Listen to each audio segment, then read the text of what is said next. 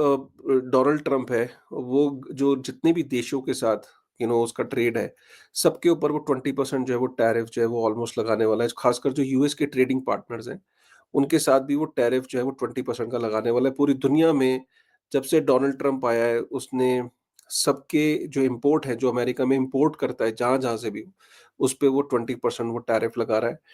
Donald Trump का जो ये नारा था कि मेक अमेरिका ग्रेट अगेन, उसके अंदर उसका ये मानना है कि भैया टैरिफ लगाओ और यूएस के अंदर जो एक्सपोर्ट्स हैं, उनको बढ़ावा दो, ठीक है?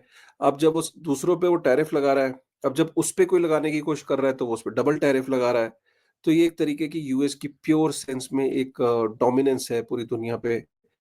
और डोनाल्ड ट्रम्प भी क्या कर रहा है, at the end of the day पूरी दुनिया को घुटनों पे ले आया है। इसकी वजह से पूरी दुनिया की स्टॉक मार्केट्स, क्रिप्टो मार्केट्स और आपकी उसकी खुद की स्टॉक मार्केट अमेरिका की स्ट्रगल कर रही है। बट अमेरिका ये कह रहा है कि ये थोड़े दिन का स्ट्रगल है, थोड़े दिन की परेशानी है, उसके बाद there will be a good things for Americans. तो अमेरिका को ग्रेट बनाने के चक्कर में पूरी दुनिया को वो कंगाल करने में लगा हुआ है, पूरी दुनिया के लिए बर्बादी का हुआ है। यही है अमेरिका, यही अमेरिका की सच्चाई है, यही है अमेरिका का डॉलर, जिसको लेके पूरी दुनिया में अब एक ऐसा माहौल क्रिएट हो रहा है कि आने वाले टाइम में ऐसा लगता है कि ये बात अब बहुत तेज़ी से बढ़ने लगेगी कि अमेरिका के डॉलर का अल्टरनेटिव क्या है? क्या वो ये चाइना का युआन है? क्या वो बिटकॉइन है? क्या वो कोई और क्रिप्टो है? अब इसके बारे में और ज़्यादा तेज़ी से बातचीत होने लगेगी। ब्लैक रॉक ने बोला है कि भैया हाँ, अब मतलब देखो, मैंने आपको वो बात बोली, अब उसी से रिलेटेड है कि ब्लैक रॉक ये कह रहा है कि बिटकॉइन एक दिन डॉलर के रोल को ओवरटेक कर लेगा। मतलब डॉलर का जो आज स्टेटस है as a world reserve currency, उसको बिटकॉइन विल टेक ओवर। तो बिटकॉइन फ्यूचर में dollar as a reserve currency use होगा, डॉलर को रिप्लेस कर देगा। अब ये कौन कह रहा है? ये ब्लैक रॉक कह रहा है, जो दुनिया की सबसे बड़ी एसेट मैनेजमेंट कंपनी है, जो अमेरिका की खुद की अमेरिका की है। लैरी फिंग अमेरिकन है, कंपनी अमेरिका की है। और वो ऐसा क्यों कह रहा है? उसने इस पर्टिकुलर, अगर आपने, एक रिपोर्ट है जो उसने अपने इन्वेस्टर्स को भेजी है, उस रिपोर्ट के अंदर वो ये कह रहा है कि जो अमेरिका के अंदर डेट बढ़ता जा रहा है, मतलब हालत ये हो गई है कि अपने ही डेट के ऊपर वो इंटरेस्ट जो पे आउट है उनका, इस टाइम 1 ट्रिलियन यूएस डॉलर का वो इंटरेस्ट पे कर रहे हैं डेट पे। सोचिए कि अपने ही डेट पे, और ये डेट टू जीडीपी रेशियो उनकी बढ़ती चली जा रही है। एक दिन ऐसा आएगा कि मतलब उनके आज की डेट में जो इंटरेस्ट का जो पे आउट है, वो उनके डिफेंस से ज़्यादा उनकी स्पेंडिंग है इंटरेस्ट पे। सिर्फ़ इतना वो इंटरेस्ट पे कर रहे हैं। तो आने वाले टाइम में वो ये कर नहीं पाएँगे जिस हिसाब से वो डेट इश्यू कर रहे हैं, या तो इसका सॉल्यूशन दें, नहीं तो बिटकॉइन जैसे जो करेंसी है कल को डॉलर को रिप्लेस कर देगी। तो यही मैं आपको बताने की कोशिश कर रहा हूँ कि आने वाले टाइम में इस पे बहुत ज़्यादा जो डॉलर की डोमिनेंस है, जो डोनाल्ड ट्रम्प की नीतियाँ हैं, जो अमेरिका की जो बॉसिज़्म है, उसको कहीं न कहीं हेट्रेड मिल रही है, और फ्यूचर में ये ऐसे अल्टरनेटिव तलाश किए जाएँगे। ये एक अच्छी खबर है। बिटकॉइन, अगर आप बिटकॉइन को होल्ड करते हो, तो पूरी दुनिया की जितनी भी एक्सचेंजेज़ हैं, सिर्फ़ 2.2 मिलियन बिटकॉइन बचे हैं एक्सचेंजेज़ पे ट्रेडिंग के लिए। बाकी सब ने उन उसको उठा के अपने हार्डवेयर वॉलेट्स में डाल लिया है, या एक्सचेंजेज़ पे से हटा लिया है, इसलिए कि वो उनको लगता है कि बिटकॉइन का प्राइस और बढ़ेगा, और वो लॉन्ग टर्म में 8-8, 10-10 साल के लिए लोगों ने होल्ड कर लिया है, और एक्सचेंजेज़ पे से बिटकॉइन को हटा लिया है। जब कोई चीज़ ट्रेडिंग के लिए कम होती है, खरीद-फरोख्त के लिए कम होती है, तो लोगों को क्या लगता है कि जब उसकी कमी हो जाती है, स्केर्सिटी हो जाती है किसी चीज़ की, तो उसका प्राइस एप्रिसिएशन होता है, ठीक है? मतलब आज की डेट में मैं इसको ऐसे समझाऊँ कि आपको अचानक कल एक खबर आए आज तक पे कि अब दुनिया में आगे से ज़मीन के नीचे गोल्ड खत्म हो गया है। सिर्फ़ 1 हफ्ते बाद आपको ये सुनने को मिलेगा कि 1 हफ्ते बाद गोल्ड नहीं निकल सकता, खत्म हो गया ज़मीन के नीचे से। तो क्या होगा? तो सिमिलरली स्केर्सिटी क्या करती है? डिमांड और प्राइस को पुश करती है। प्राइस को पुश करती है, डिमांड तो है ही उस एसेट की। जब पता लगता है कि यार अच्छा चीज़ है नहीं अवेलेबल, तो उसकी प्राइस पुश होती है।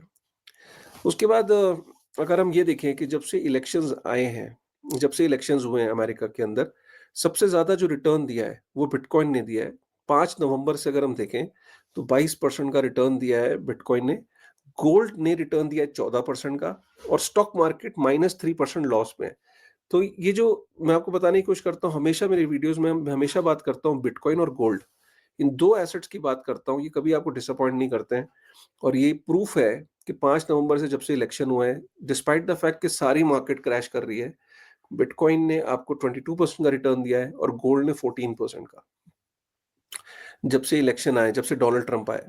अच्छी न्यूज़ ये है कि आज तक की हिस्ट्री में जब से ये बिटकॉइन आया है, तो 2 जो सेकंड क्वार्टर होता है, अप्रैल, मई और जून, ये सबसे बुलिश होता है बिटकॉइन के लिए।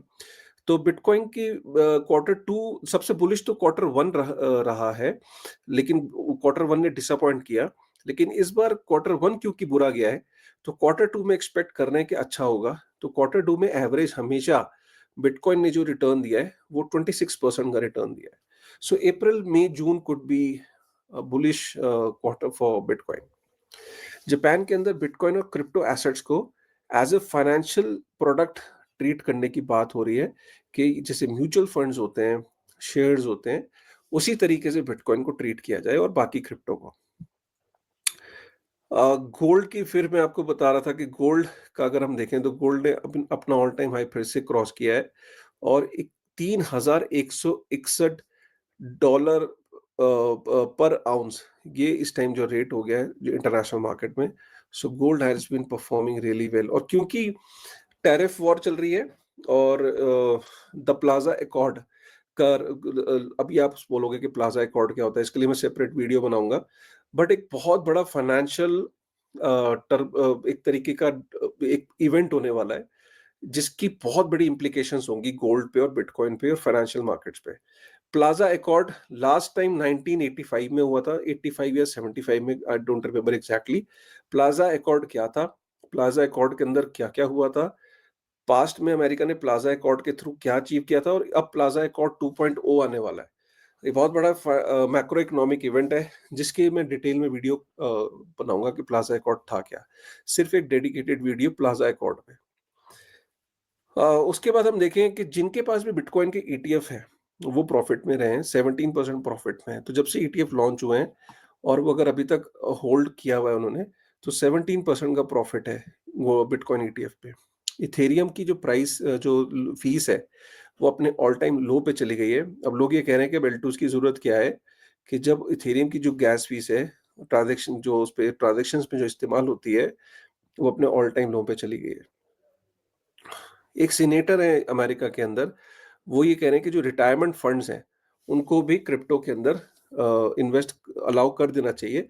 जो रिटायरमेंट फंड्स हैं, उनको अलाउ कर देना चाहिए कि वो क्रिप्टो में इन्वेस्ट करें। तो इस तरह का वो बिल लाने की बात कर रहे हैं। इलॉन मस्क का ये कहना है कि कोई भी प्लान नहीं है अमेरिका के वो डोज कॉइन को यूज़ करेंगे गवर्नमेंट में। गवर्नमेंट का नाम ज़रूर डोज है, लेकिन वो ये कह रहे हैं कि डोज कॉइन का कोई यूज़ नहीं है, ना वो यूज़ करने के उसमें है। तो कई लोग जो आपको ये स्टोरीज़ टेल करते हैं कि डोज कॉइन उनको गवर्नमेंट कल को यूज़ करेगी, तो ऐसा कोई भी सीन नहीं है। इलॉन मस्क ने खुद उसको क्लैरिफाई किया है।